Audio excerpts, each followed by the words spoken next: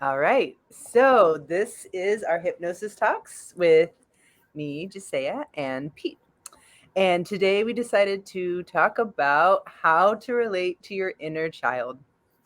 So, yeah, last week we were just talking about kind of like what is the inner child, and also, um, there's certain people I think that don't relate to having an inner child or even wanting to talk to them. And so I just wanted to talk about kind of the various forms that we can think about the inner child, because I really think that it's accessible, even if you might initially think that's not for me, or that's too spiritual, or that's too something that makes no sense.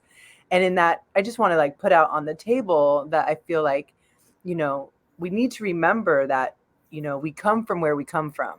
And where we came from was yesterday, and yesterday's yesterday. And that goes all the way back to your childhood.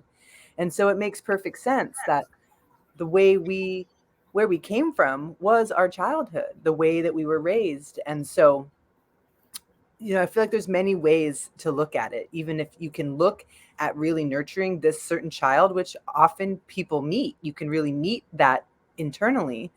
And sometimes you can just think about that which happened in your past, where you came from, um, and maybe come at it at a bit more of a, sort of direct, um, I can't think of the word, but this kind of way, opposed to it being a bit more, holistic and spiritual. So there's many ways to kind of relate to that, which was you when you were younger.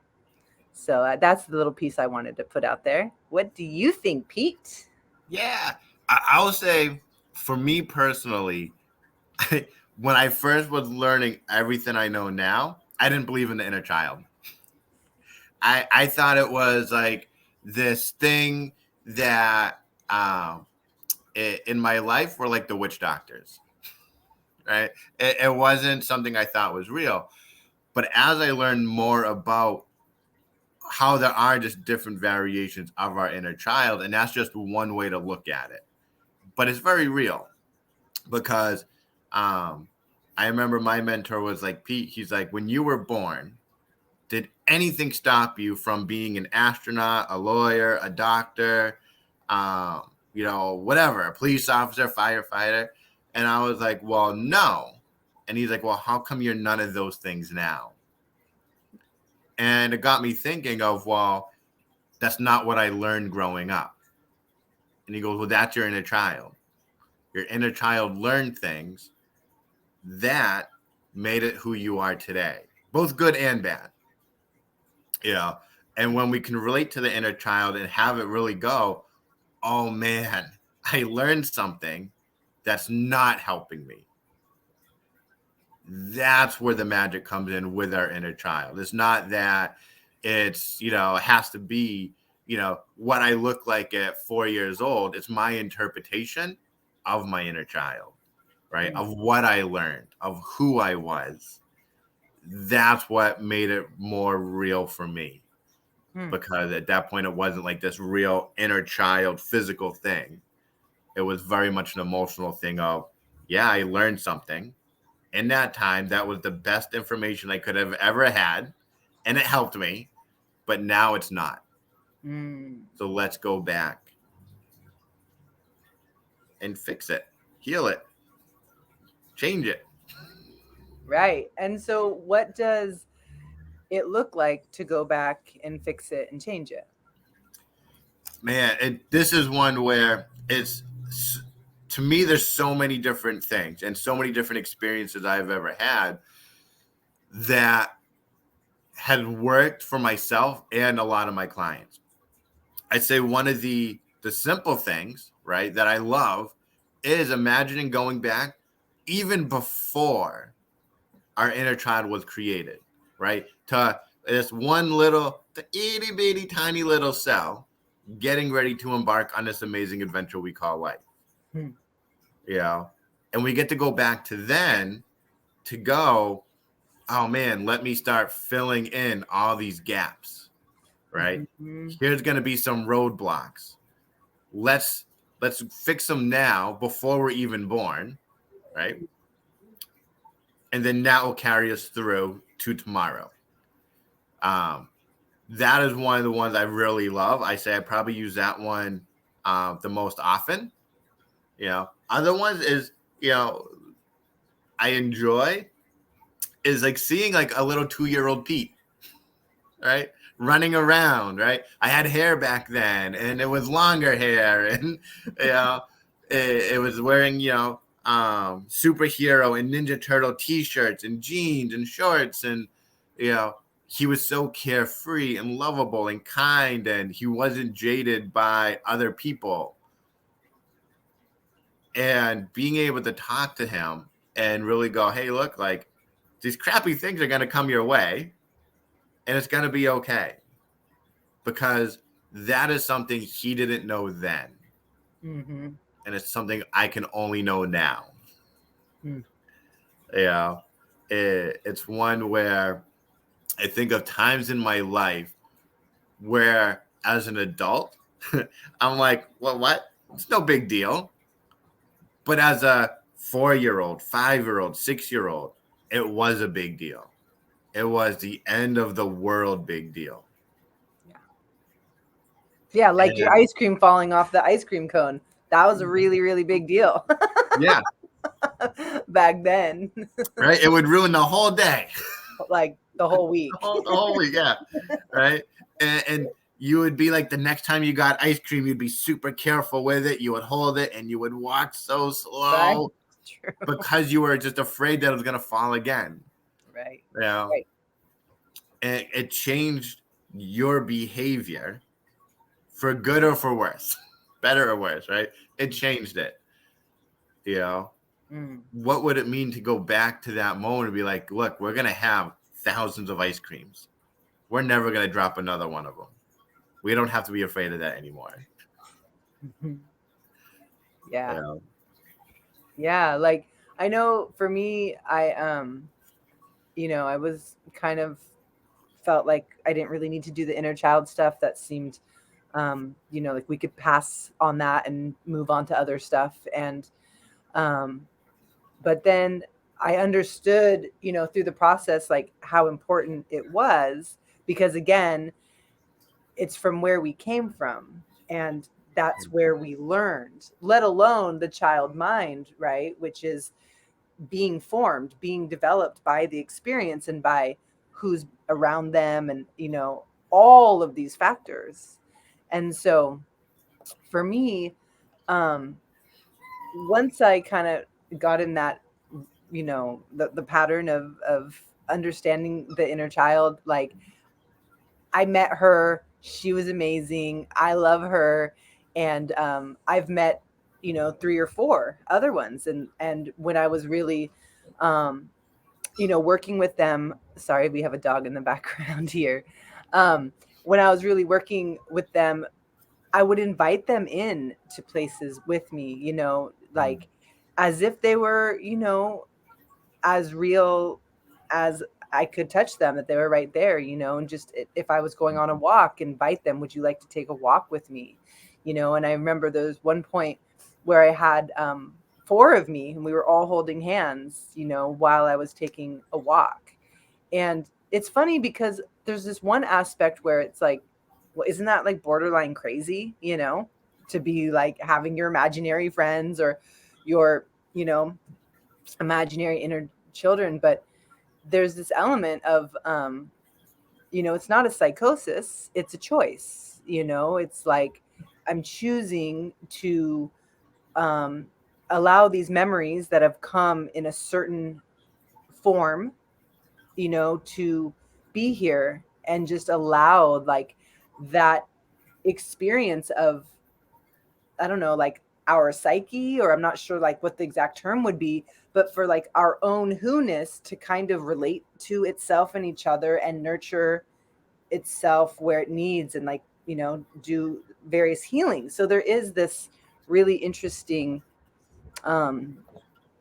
access to speaking to these memories and maybe giving them new nurturance and new sort of ways to that will then affect you positively in the living experience that you're having in the moment. So Yeah. that was sort of like, I agree with that. Like this one where, trying to think of his name. I think it was Dr. Gregory Rapport, something like that. He was a doctor for Olympic athletes, and he used to talk about how there's many different sides of us, right? We have angry Pete and happy Pete and frustrated and annoyed and you know, and they're all real versions of us. They're not pretend. They're very real, right? And he used to work with especially the wrestlers, right? And he used to work with them to bring out their aggressive, their dominant side just for the match. And then after the match, they could go back to being peaceful, kind, and friendly people. But he goes, in this match, as if he used to do an exercise with butterflies, right? And he would have the butterflies. You get to choose which ones you want to keep out, right? And every butterfly has very specific thoughts, very specific feelings, very specific behaviors. And so he would work with someone to bring out very specific characteristics, just like the inner child, right? And so back in 1984, he was with the Russian Olympic team. I forget how many gold medals they won that year, but they won the most. It was after that the United States adopted all his methods to train their Olympic athletes because it was so powerful. And it's amazing because a lot of the work he did would be variations of inner child work. He would do variations of, hey, when you were, 4 years old, you were told this, but now you get to be this. Let's take this and bring it when you were 4 years old. How would that have changed things? Right? How would that have made a difference? And people, like all the athletes, like, oh, this would have happened, and this. And he goes, yeah. It's like, bring it in, right? And then next thing you know, when they were about to wrestle or play hockey or whatever, like it would come out. And his meaning behind why it would come out so strong is because now it's been with them their whole life. oh, It's no longer new. right. When you go back to your inner child and heal something, it comes with you your whole life. And it's not like it's not that the memories change. It's not that the events change, but how you perceive and feel and think about them change. Yeah, so I'd love to hear more about that, like that particular thing where you just said, it's not like the experience changed or anything like that. It's your perception. And so can you say it again and then maybe expand on that? Because I think that's like a really great, topic. Yeah, I say that the biggest fear I get from people when I even talk about inner child work is they go, well, you're going to remove good memories, you're going to change, and then I'm going to have false memories of certain events, right? That's a big fear, right? And the truth is, no, like the memories never change. The events never change. Our knowledge and our awareness about the bigger picture expands, right? If we think about the average, 7-year-old, 10-year-old, 8-year-old, right? They can only see the world from them. They do not have the ability to go, oh man, my dad had a super stressful day at work and he's short tempered, not at me, but just because of everything else that happened in his day. When we're children, we can't do that, right? We only go, well, I must have did something wrong, right? It must be my fault. He's mad, because that's how small our world is. And so when we do inner child work, we're not changing the world. We're expanding the viewpoint. Yeah, I like that. Expanding the viewpoint. And I also feel like, you know, giving them the love, that giving like that memory that kind of trapped, I don't know. I mean, it's not always trapped necessarily, but that moment in time that created something that is living with us now, right? Yeah. So, um, giving that something different than what it got, so that when it sits with you as you live, it it informs the experience differently. Yeah. So, like, when I was this age, this thing happened, and now I always do this when I'm around people, because it kind of formed, it kind of formed in this way. So then you give that moment the nurturance that it could have had, like you said with the athletes, and then what could have happened. And so once that gets this healing, which I feel like this healing could also be, um, for some people, they could just kind of dismiss it because it's like, what is this healing? So I feel like we could talk about that a little bit. But once this healing occurs, then all of a sudden we can relate. Within this example, we can relate to people differently, because that which was the kind of engine for the experience now has gotten the nurturance that it didn't get before, and kind of just shows the timeline being not quite what we think it is, that we have this ability. And I feel like the reason why, a little bit too, is that, you know I don't know, I always think about the skeptic, when we talk about these things, because I feel like it's so relatable to so many people, but other people are just like, no, right? But there is just some real basic truths that is not spiritual, it's not religious, it just is. We were kids, we grew up, and now we're adults, and we have memories and perceptions of those. Like, you can't argue that.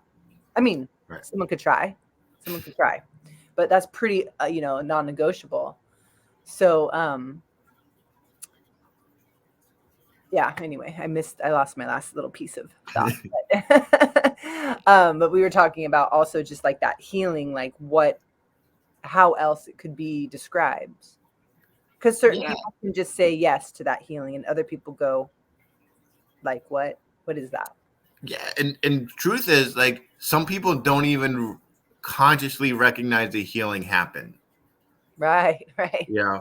It's because it becomes such a natural thing, right? It's one where, if I look back on Richard Bandler, right, he used to talk about how these moments in our life that used to be scary or sad or frustrating, all of a sudden we get to laugh at, right? And for people, they go, well, that's not change. And it's like, well, isn't it? Right? You used to be scared of it, and now you're laughing at it. Like, that is change, right? But then people will go, well, that's not change, because like it's just nothing to be scared about. It's just a silly situation. It's like, yeah, but up until that moment, you didn't laugh at it at all. It was a scary moment, and your mind was willing to let go. That there's like, oh yeah, that's no big deal. Whatever, like, it doesn't bother me. Right? And as a practitioner, our job is just to be okay with that. Right? Mm, It's not our job to try and force the reality that things have changed onto someone. Right? I've mm. had people where it took their partner to say something for them to go, wow, you're right. Yeah. Whether it be little things that used to trigger anger, right? Now all of a sudden they're like, oh yeah, it's no big deal, whatever. And the partner is getting ready for that fight because they're like, it's gonna come, and then it doesn't come, and they're like, what happened? Right? Like, how is this okay? Yeah, that's when other people start to notice. It isn't one though where, yeah, a lot of people, like you said, some people feel the healing really well, right? I usually say they're very in tune with their body. Other people are very disassociated from their body. So when there's a change, they don't feel it. They'll just do things differently until someone else kind of points it out. Be like, hey, I noticed you're not doing this anymore. And they're like, oh yeah, you're right. Yeah.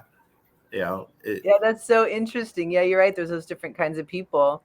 And, 2 times I just heard you talking about when someone else notices or perceives. And it just triggered me to think about like, that's kind of what we're doing as our present time person looking back at the a past time moment of ourselves is like giving this other perception, giving this other perspective. Yeah. So, for example, like there's something I've gone through it where it's like, well, it's just like this and like that, and the practitioner goes, well, that's your adult self. That's the adult rationalized mind. But at the time that you were a child and that happened, you didn't have that rationalization. So it's like just sit with that feeling for a moment, right? Yeah. And all of a sudden it kind of switches your perspective. And then you have an opportunity to give another perspective or another nurturance to that earlier memory that didn't have that adult thinking. So there's something about like just offering different perspective, or even just something outside of your current consciousness, be, giving you awareness about something. There's a gift in that. Yes. Right. Gift in that. I think it was Steve Jobs that was like, we can only connect the dots looking backwards. Right. We can never connect them looking forward. Right. But this becomes, to me, one of the most crucial things when it comes to inner child work and inner healing is the fact that, yes, in that moment, we couldn't look forward and be like, oh, we're going to be okay. Right. Right. As an adult, we get to look back and go, yep, there's all the dots. And the way I look at it for me, my clients, is that there's moments in our lives where something may happen, good or bad, and our mind goes, I'm going to pull this out of the timeline. And it's above everything else. And if it's bad, it changes the behaviors for the future, right? If it's good, it just makes the future even better. But when it pulls it out of the timeline and it just sits there, it's out of sequence, it's out of order. It has to play a different role. And usually if it's something that is, let's say, anger, where there's a moment where we had that inner child had to pull out that segment, it's always playing. But unlike everything else, it's only playing that little loop of anger, right?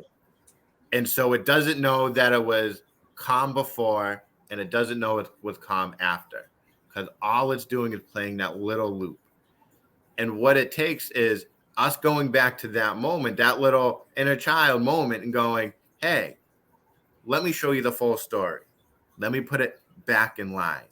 Mm-hmm. So you can see you were good before and you were good after, right? And then if you think about it, like, I know they don't do it anymore with movies or anything, but when they used to cut, the film to splice it, to edit it, right? We're just splicing and editing it back in line, so it can play the whole story versus that little snippet. Mm-hmm.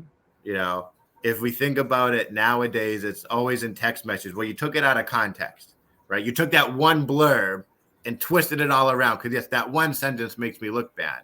You're ignoring those other 30 sentences. Yeah. Right. And when you put it back into context, when you put it back into the film, and the mind goes, you're right. That was a no big deal. You're right. I was safe. You're right. I don't have to hold on to that. Well, now it no longer affects you, mm-hmm. like it did before. Mm-hmm. Yeah. Our minds, they're quite amazing. But that's what's so great about, this kind of work, is that I just feel like, I always say there's many roads to healing, and there's even many roads to connect into your mind, and I just feel like for certain people, they're ready to just go for it and do it. And for other people, they don't believe in it. Other people are scared, but it's like, there's many, many, many, many ways to gently or full on attack, go into these realms, and just knowing that like where you are doesn't have to be exactly where you stay. That we do have some elements of control and a lot of elements of ability to explore and patch up or feel or nurture. Like maybe we can't change everything, but we can certainly work on levels of perception and gain some insight and jewels, and kind of do some cleaning work as we can, so that all of that dirt and mess, at least it doesn't have to all sit with you. There is these certain ways to kind of help yourself out. Where you came from, doesn't all of it doesn't have to come with you in a baggage that hurts. There are these ways to sort of Yeah. navigate through and all of that. So that's nice. That these options are there. Yeah. Well, we will end for today. I think next week we're planning on talking about it was something like your thoughts, your bad do you remember your mistakes? Do you have to hold on to them in order to succeed, or something like that? Yeah, let me see if I can, because it was one where a lot of my clients this past week was a big topic of conversation. Do I have to hold on do I need to focus on my failures so I can reach my successes? Yeah. So because a lot of clients this week were holding on to painful moments because they thought it was making them better. Yes, and I've experienced that with clients as well as family and friends. So we will definitely, that will be our topic for next week. And anyone and everyone who's watching, if you want to get in touch with me or Pete, you can find us on various YouTube and Facebook that these are on. And that's it for now. Hope everyone has a great week, and thank you. Ciao. Bye.